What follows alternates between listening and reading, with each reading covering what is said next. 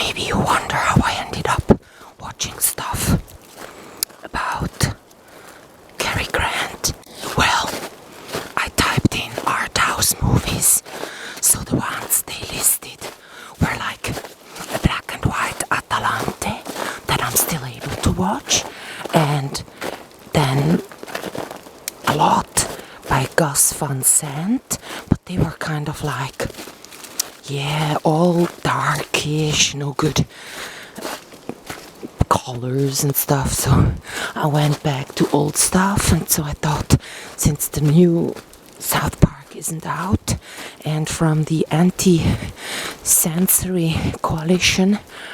censorship coalition, the meeting they had in November, the videos aren't out either. So I went to Joe Conrad and I watched a video by a woman, the German woman, that's doing stuff on people's backs and the muscles to get them mobile. So I thought, okay, I'm gonna get myself a wooden spoon so that I can do it myself too, because I've heard about the Dorn, D-O-R-N method.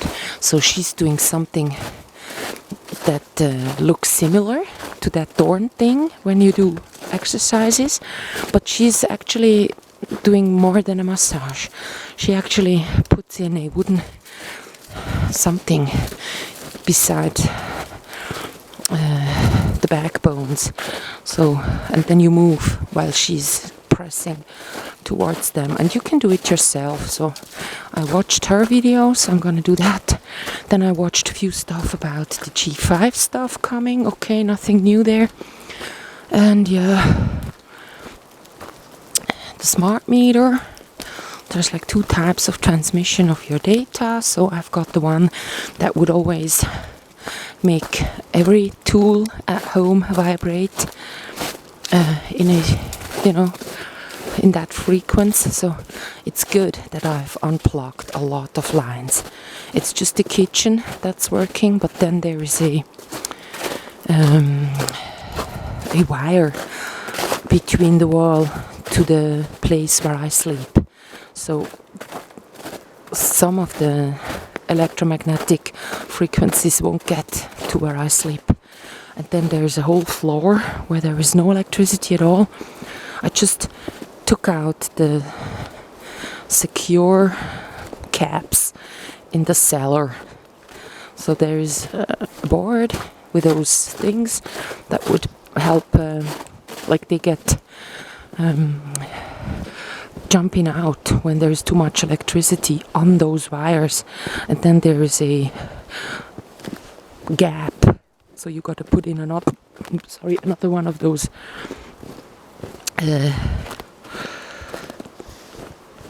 security caps, to have the wire connected again. So that one I just took out. The wires aren't connected in a lot of rooms. I just got electricity maybe in the bathroom. I don't need that anymore, so I could also take that one away. I'm not using a vacuum cleaner, up there, so it would work, but it's a bit difficult. Do it in the cellar, then I go check with my hairdryer, where do I have power, where is it gone? And I want to do it when I'm updating the computer. I don't want to have the computer be without electricity for too long, and then he's gonna update. Yeah, I had zucchini this morning, so I go like, oops, garping because of that.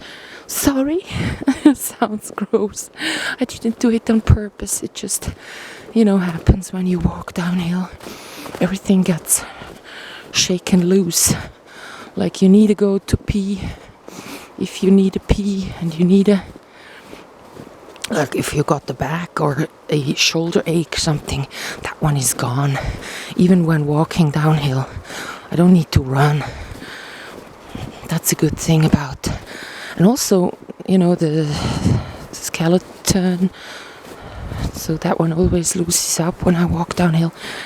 They say it's not so good for the knees, but I haven't had any worsening. My knee was hurting and loose, but now, since I've been running and walking downhill since last October, I've always walked downhill, and now even walking uphill since May.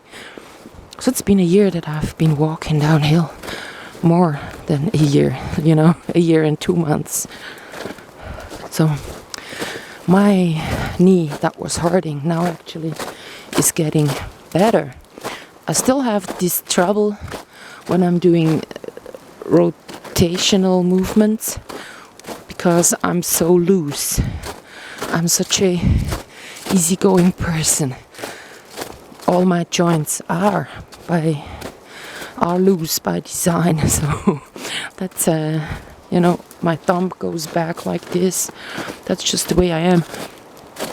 So I shouldn't do it, these movements that are possible, but I can, like when I have weight going on to my knees and stuff, it's not good to do movements a knee isn't designed for.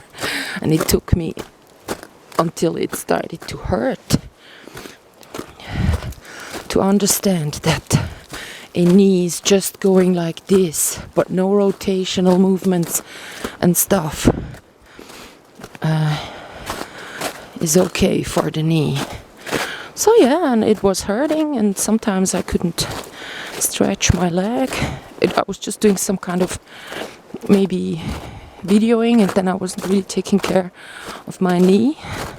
Now I'm always aware. I walk and I'm aware what my knee is doing. I take care of my knee every step. I'm not just running or loosen it, just whatever I do, I'm always conscious. So that one, being conscious at least for a year or two, has healed it because I've not done any stupid movements. And yeah, like this, it could, there was some transportation of minerals into these joints because I was using them. I wasn't just doing what Google said. Oh, stretch your leg and wait for the lineage to build up within months of not bending your knee. Come on.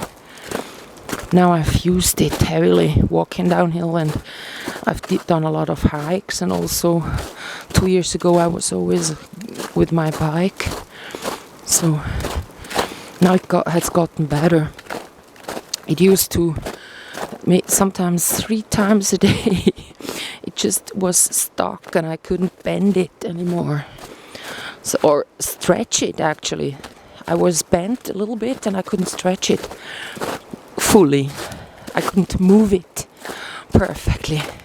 So I was waiting for the lineage to get in place again, and when it was possible to move the knee again, when it was all flat to the floor, then I knew, okay, now the lineage and everything, whatever is in that knee, is at its perfect place and I can bend it without pain. So I was always trying to avoid the pain, because pain seems to be like, stop what you're doing, indicator of you shouldn't do what you're doing. So okay, I was sometimes waiting 5 minutes, one time it was just done in like 20 seconds.